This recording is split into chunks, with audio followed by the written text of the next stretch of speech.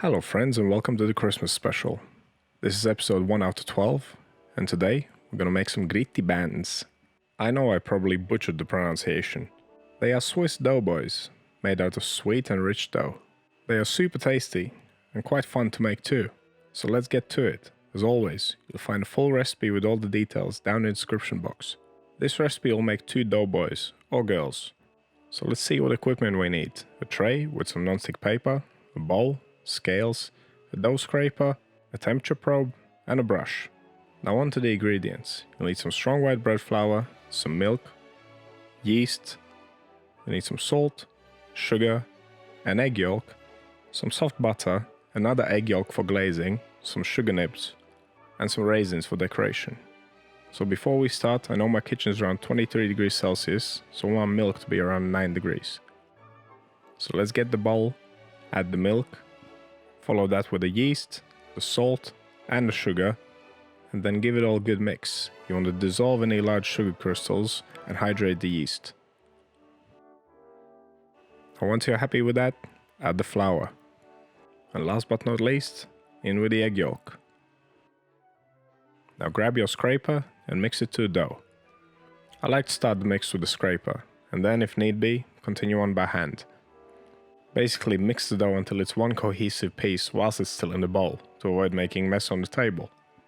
Now tip it out and we can start kneading. This is quite a dry dough, so I'll use a regular kneading method here. I press down and forwards with the heel of my right hand, and then using the fingers of my left hand, I fold the piece of dough under the heel of my right hand, then turn and repeat. You want to knead the dough for around 3 minutes. You may have noticed that we haven't added the butter yet. We want to knead the dough and develop some gluten before we do that.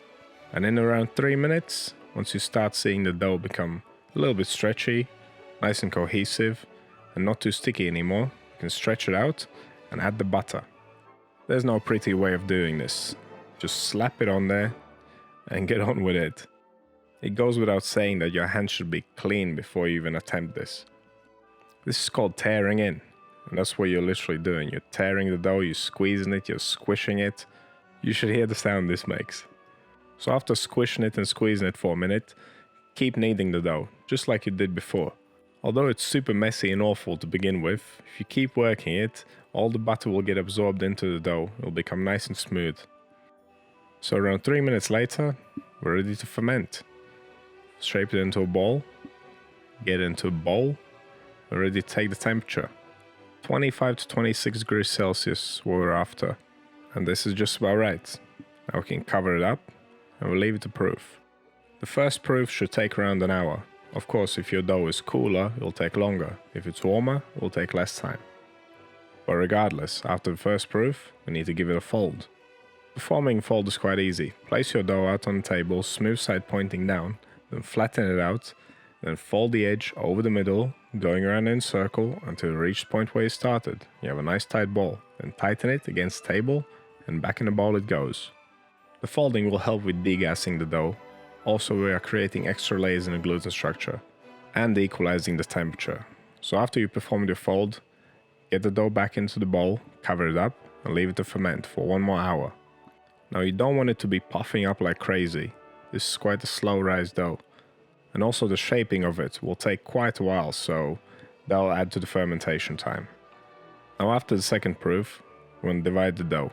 We're making 2 doughboys. So we want 2 large dough pieces and 1 small one, which we're going to use for the hats and scarves and shoes and whatever. Decorations basically. After dividing the dough, you need to pre-shape it. So flatten it out, fold the sides into the middle, and fold the top down and fold the bottom over that. You want to end up with kind of like a cylinder shape. And then just repeat with the other 2 dough pieces. When pre-shaping, you're basically trying to get the dough into kind of its final shape, but also you want to hide all those little dough pieces, which you ended up with after dividing. So after the pre-shaping, we need to let the dough rest for 30 minutes. This will let the gluten relax and make it easier for us to shape, and also adds an extra half an hour of fermentation time. And now comes the fun part, the shaping of them. I'm sure there's 100 different ways you could do this. You can make them bigger, smaller, you can make boys or girls or whatever. And have at it, make whatever you like. But this is how you get the basic shape for the body. The left side will be the legs, and the right side will be the head. You want to roll the dough out so it's around 20 centimeters long or so. And then, using the side of your hand, kind of roll it back and forwards to create the neck. I mean, it's probably best not to listen to my horrible instructions, just watch my hands. Basically what you want is one pointy end and one fat end.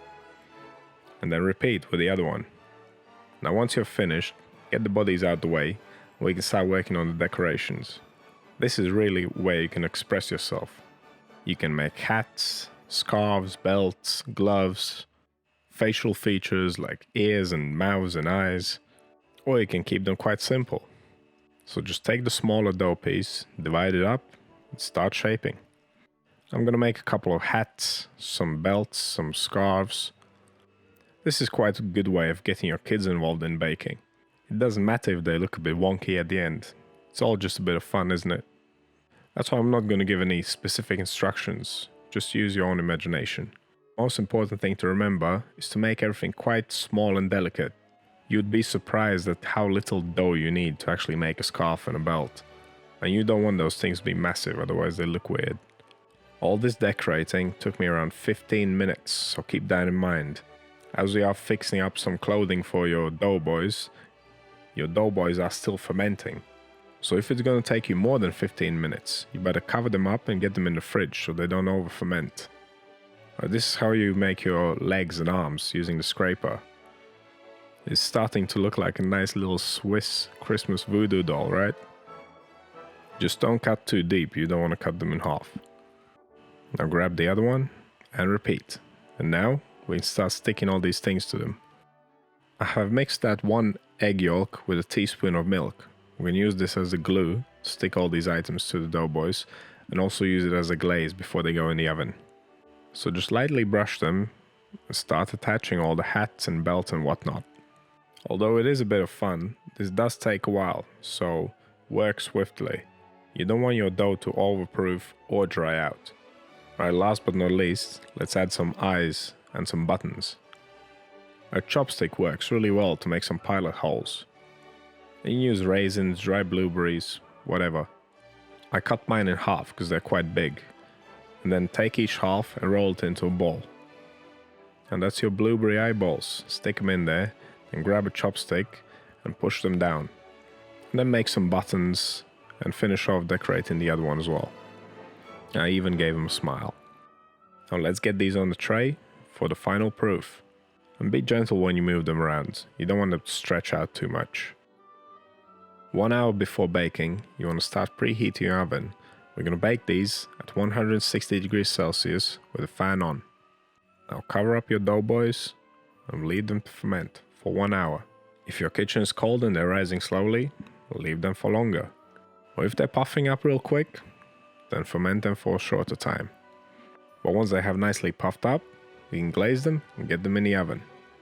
I'll turn that frown upside down before we do so. I don't know what he's angry about. Maybe the fact that we're sticking him in the hot oven. Who knows? Right, one more time, just poke in the raisins, just so they don't puff out as it's baking. Fix any wonky smiles, make sure everything's sticking well. Now let's get the egg and milk glaze and brush them all over. And what I like to do to get them extra golden, brush them once, leave them to dry for 5 minutes, and then brush them again. This will give them a really shiny dark brown crust. Now one last thing, sugar nibs. These are really cool, they make it look like they've been outside in the snow playing around. So just put some on hats, on the feet, on hands, maybe a little bit on the shoulders as well. Now get these bad boys in the oven. They'll take around 25 minutes or so. And once they're puffed up and golden brown all over, they're ready. One last thing you can do, as soon as they come out the oven, you can brush them with a little bit of oil or a little bit of butter, just to make them nice and shiny. And that's the Swiss doughboy, Grittibänz. Look out for my Christmas playlist. I'm gonna have 12 different breads from 12 different countries from around the world. And consider subscribing if you haven't already. And if you have any questions or suggestions, write them down in comments. Thank you for watching, and I'll see you in the next one.